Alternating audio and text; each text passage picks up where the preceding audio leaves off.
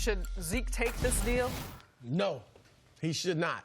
Because, look, Jerry Jones is willing to play the game of chicken and go into the regular season. I believe he is, the first or second game of the regular season, and see how we're looking.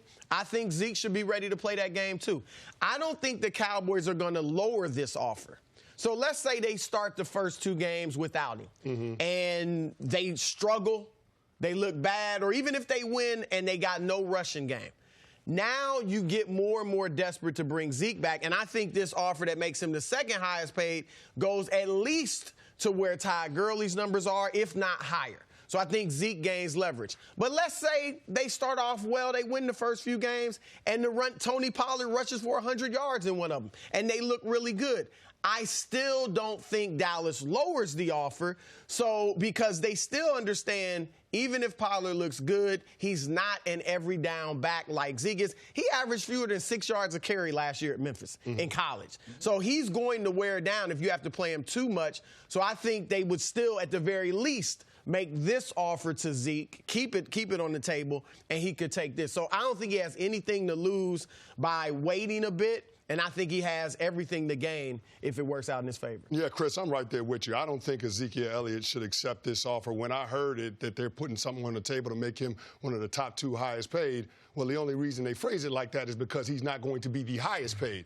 But I said this before, and I'll say it again. I don't believe Ezekiel Elliott is coming back to work until he is the highest paid running back in the National Football League. Last year, the Rams took care of Todd Gurley 2 years before they had to. They gave him a contract extension, made him the highest paid player at the position, $14 million per. I think Ezekiel Elliott is looking at that as the benchmark that he's got to clear, because when you're in the conversation for the best at your position, it's usually the next guy up to get paid the most. So, I mean, I'm looking at this for Ezekiel Elliott. He's got to hold strong in his position and understand once we start playing meaningful games, leverage will start to shift to him.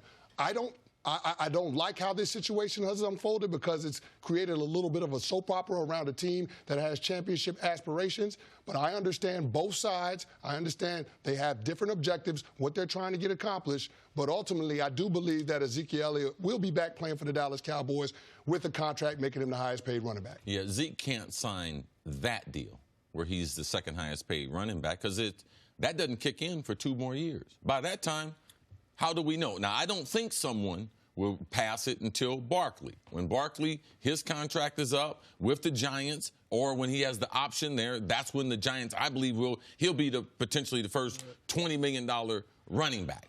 All right? He's got 3 more years after having a sensational rookie season. And the reason why, because the present-day value. You can't sign and be the second highest paid when Gurley, because L. Bell was a free agent. If L. Bell had went over Todd Gurley as a free agent and reset the market, compared to Todd Gurley was never a free agent. He never even had the chance to hit the market, and he's the highest paid. So Zeke, he has to reset the market. He's got to do it for his running backs, for all the running backs. Because when you are playing the league, you are expecting.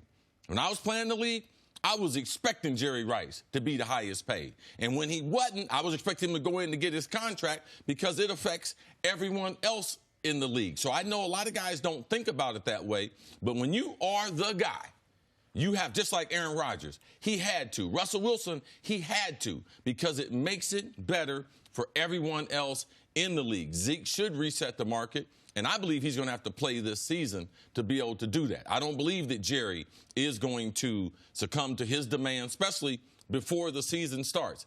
Zeke is the best player on the Cowboys. The dilemma is they don't want to pay him until next year, which I can understand.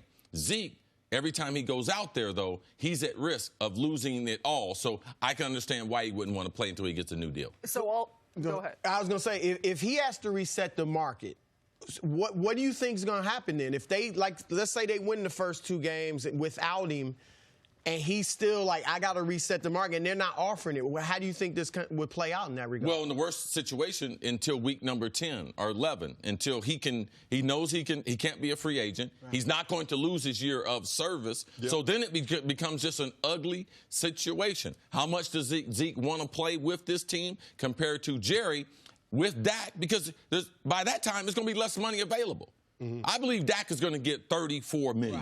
Right. Yes. All right? He had the Carson Wentz 32 number in there and going to put some inflation on that. So it's an ugly situation that's going to get uglier once we start the season. Yeah, if Zeke doesn't hold firm in his stance, then he does have to come back. I think it's before week 10 or the contract will ultimately toll, and the Cowboys will still control his rights for 2 seasons after 2019. So if they don't get something worked out in a contract extension, I mean, he's going to have to eventually come back. But my thing is this, when you start talking about the running back position, you realize it's such a short shelf life, and you don't have a long period of time to have maximum leverage. To me, this is the perfect storm for Zeke. He led the league 2 of the first 3 years he's been in rushing. In 2 of the first 3 years he's been in the league. So right now, he's got maximum leverage. He's one of the premier running backs that the league has. So I can understand why he's doing it, because he understands his importance to that team. But I don't know that making it public this way is going to on the Cowboys incentivize Jerry Jones to get this done. That's the problem that we have right now. I think the optics of the situation is making it a little more complicated than it probably had to be. Yeah, I mean, with that being said, this is a team that's trying to contend for a Super Bowl title. So at any point, is there concern that there will be ill will between the two sides, that all of a sudden a circumstance of which Jerry Jones has always backed Ezekiel Elliott and seemingly they've had a very tight relationship, that this could affect the team or anything that's happening on the field? I mean, it's always a possibility, but I do think once he gets paid, even if it's not, see, I think the Todd Gurley contract, at least in front offices, is working against Zeke and the other running backs. There's no doubt. Right? Because first of all, they didn't have to give it to him that early. Like you said, he wasn't about to hold out or anything. They just, out of the kindness of their hearts, gave him this great deal. And now for the next 4 years, it's looking like, I mean, he looks like damaged goods. David Johnson, same thing. Yes. That contract is working against the other running back. So I don't know that I mean, they're obviously going to keep increasing over time, but I don't think anyone right now is willing to reset the market. Like Le'Veon Bell didn't get as good a contract as he's got. It wasn't what he was expecting and hoping for. And he didn't get as many people to get in the bidding. The Colts didn't get involved like he thought. So the Jets were able to get him at a good price. To me, the leverage with Zeke, it does start once the season. But if there's a compromise, if I'm Zeke and I can't reset the market, I realize that Jerry is maybe not going to go there, I go for the guarantees, man. I go for the Kirk Cousins, man. Give me more in the guarantees. I'm a running back. It's the most fragile position. So if Zeke can go with the guarantees, I'm willing to take less, a yearly average. If I can get my guarantees way up, I think that's the ultimate compromise to be able to get Zeke to come play football, even if he can't reach that Todd Gurley number, because securing that if he goes out there over the next 2 years, that you don't have to worry about injury. I think that's the way you get especially a running back, to be able to sign on a deal that's less than market value. No, that's the only way it would ultimately end up getting done. But here's the thing. At the end of the deal, whenever Zeke signs a contract, it's probably going to be a bad deal.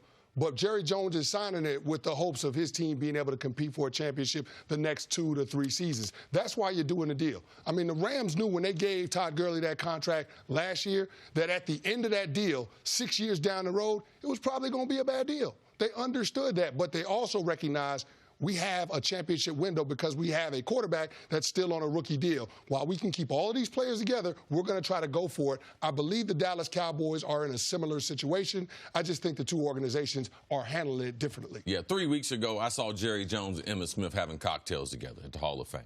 So I think that relationship is all right. I think if Zeke, if he does what he's supposed to do, you bring a championship to Big D, he's going to be riding with Jerry, man, the rest of his life. Jerry going to take care of him just the way he does the rest of his the guys that they're in Dallas. Thanks for watching. Subscribe here to get the latest from the show. Also, be sure to check out more of the best clips from First Things First, or go watch a few segments from our other shows on FS1.